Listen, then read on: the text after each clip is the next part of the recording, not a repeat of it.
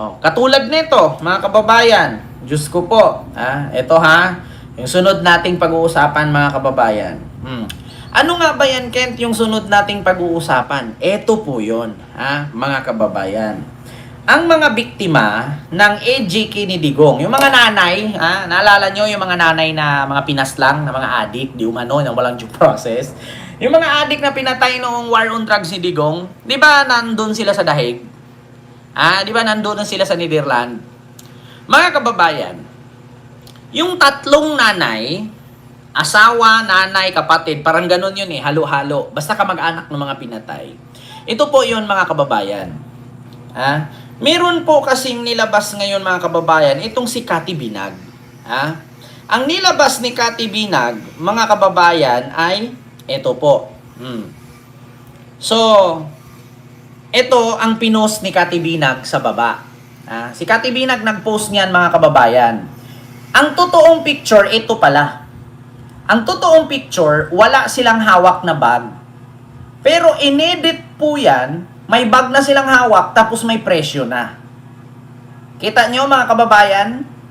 Sana makarating po ito sa NUP, or National Unions of, of Lawyer in the Philippines, kasi sila po ang may hawak ng mga magulang ng biktima ni Digong. Sana makarating ito kila Attorney Conte, nila Trillanes. Itong mga ginagawa na yon ng mga DDS na pineke at ginawaan nila ng kwento, itong mga tawag dito, mga magulang ng biktima sa war on drugs ni Digong. According kasi dito, mga kababayan, sa post ko kanina sa aking Facebook page, sa aking YouTube, dito sa aking YouTube channel, mga kababayan, ito po yan. Ang post ni Cathy Binag, wait lang mga kababayan. Saan ba yung post ni Cathy Binag, mga kababayan? Ito yung post ni Cathy Binag, mga kababayan. Ayan, Cathy Binag yan.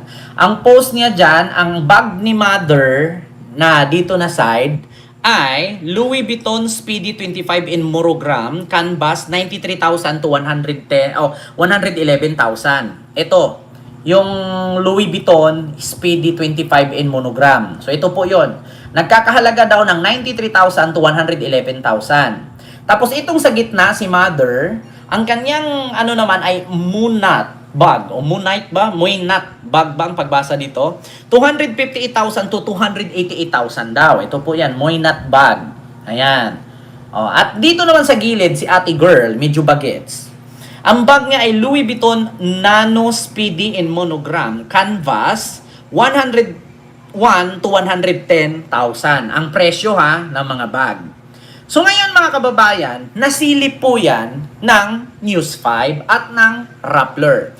So kung pupuntahan nyo po ngayon, mga kababayan, itong tawag dito, post ni Cathy Binag, mga kababayan, ay na-fact check po ng Rappler, Napa-fact check ng Rappler, mga kababayan, na hindi totoo at edited ang mga video. So ngayon, sa mga nagtatanong, sino ang niyan, Ken?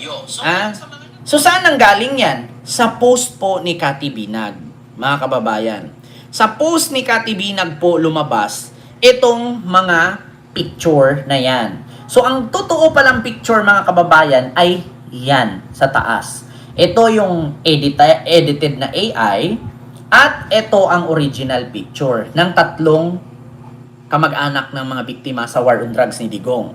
So ito po nakalagay, mga kababayan, according kay Cathy Binag. Ayan, ito yung post ni Cathy Binag. Akala ko ba mahirap ang mga biktima ng AJK Kuno? Dami pera, mayaman, F authentic, sabi niya. But nasa Europe so bawal magdala ng fake doon. Yung mga bag daw, so di ba kapag nagdala ka ng faking bag sa Europe, huhulihin ka kasi bawal nga naman ang fake doon. So sabi niya, daming pera, mayaman, F authentic. But nasa Europe so bawal magdala ng fake doon. Mukha at katawan lang pwede. Handbag identification and pricing. Left woman in scarf, Louis Vuitton Speedy 25 in monogram canvas, 1,600 to 1,900. So Philippine money, 111,000. Middle girl, woman in blazer, Moynat Gabriel PM in black grained leather. So, $4,500 to 5,000. So, Philippine money, 288. Ang sabi niya. Tapos, right woman in turtleneck. O, si ate girl, yung medyo bagets. Louis Vuitton Nano Speedy in monogram canvas. USD price, 1,700 to 1,900. So, sa Pilipinas money, 110,000. Oh. So, yun ang sabi niya. So, ito po yun. Ngayon, mga kababayan, pag pumunta ka sa post ni Cathy Binag, naka-fact check na siya ng Rappler na peke. At according nga dito, mga kababayan, sa post ng TV5 or News 5, ito po mga kababayan, ito po ang post ngayon. Kumakalat sa social media ang altered post kung saan nilapatan ng mamahaling bags ang larawan ng ilang kamag-anak ng drug war victims na nagtungo sa dahig. Galing ang larawan sa original post ng One News kung saan tampok ang presko ng mga pamilya ng AGK victims bago ang confirmation of charge hearing ni dating Pangulong Duterte. Kapansin-pansin may mga pagbabago sa facial features sa altered photo. Binago rin ang porma ng mga kamay na may mga nasa larawan. So ito po mga kababayan. Ito ay galing sa News 5 na picture. Ngayon, nung nakadating sa mga DDS, ito na. Nagkaroon na sila ng bag. Nag-iba na ang mga kamay. Kaya, finak-check ng News 5, fake photos, inedit.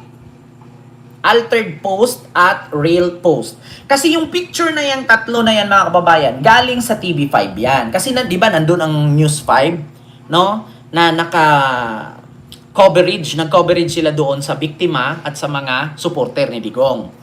So, ayan po ang kanilang picture galing mismo sa kanila, kinuha ng mga DDS, ayan na ang ginawa. At post po yan mismo sa Facebook ni Cathy Binag. So, pag bubuksan ninyo ang Facebook ni Cathy Binag ngayon, makikita ninyo doon, naka-blurred na.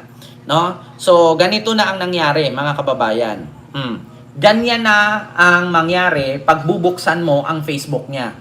Nakalagay dyan, false information reviewed by third-party fact checker. So, ibig sabihin, nasilip na ni Meta at ng mga Philippine fact checker. So, ibig sabihin, mga kababayan, may possibility ba na mahaharap sa kaso si Cathy Binag dito? Nagtatanong lang. May possibility ba na mahaharap siya sa kaso dito? Lalong-lalo na kapag nakarating ito kay Attorney Conte, no? Makarating ito kay Attorney Andres, di ba? Kay Attorney Butuyan, nila Trillanes. Nako, mahirap-hirap ito mga kababayan. Medyo nako, baka masunod pa kayo sa ICC dito. Tandaan ninyo mga kababayan, international yan nandun sila sa dahig ngayon. Nako, calling for lawyers of the victims of drug war ni Digong. Parang ginawaan kayo ng kwento na akala daw mga poor daw kayo pero ang bag ninyo ang mamahal. Nako mga kababayan, hindi may tanggi yan ni Cathy Binag kasi sa kanyang post galing yan. Yun nga, na fact check nga ng fact checker na fake, altered post, edited. Hindi naman po pwedeng sabihin ni Cathy Binag na napulot niya lang, nakuha niya lang. Siya nga mismo naglagay doon ng mga presyo nandoon sa caption niya yung mga pricing. Hindi man po pwedeng nakita ko lang yan, shinare ko lang. Yan na naman tayo Yan na naman tayo sa nakita ko lang, shinare ko lang. Alam mo namang fake yan, papatulan mo, magiging Jack Argota na naman tayo nito. Sasabihin na naman natin, nakita ko lang gusto ko lang maraming views gusto ko lang maraming views. Kaya, alam ko naman na peke, pinost ko pa rin. So, mga DDS? Nakadalawa na kayo. Hindi, nakaapat na. Jack Argota, Jeffrey Celes, Jason Sa, Cathy Binag. Kaapat na kayo. NBI? Itutulirit na lang ba natin tong ganito? NBI? Ako po'y nananawagan kay NBI Director Melvin. NBI Director Melvin Matibag.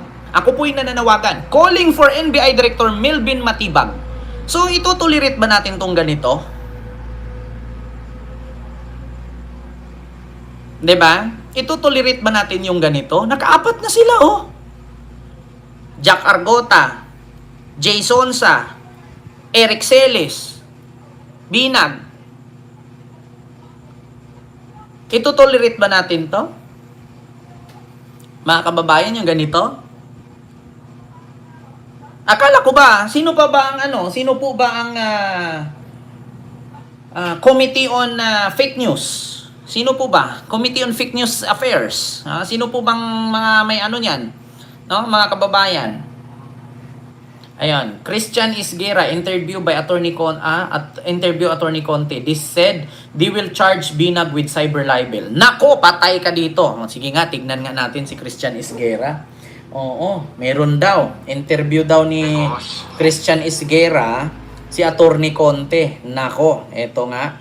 Sige nga, pakinggan natin Christian Isguera. Ayan. Oo. Gwapo-gwapo pa naman to si Christian. Yeah, in-interview daw si Attorney Conte about Binag. Kailan po ba nangyari yan, mga kababayan, about Binag? Kailan in-interview ni Christian Isguera itong si Binag, mga kababayan? Naku, delicates ito. Mahirap to, mga kababayan. Ayan na, Christian Isguera. Ito ha. Christian Isguera.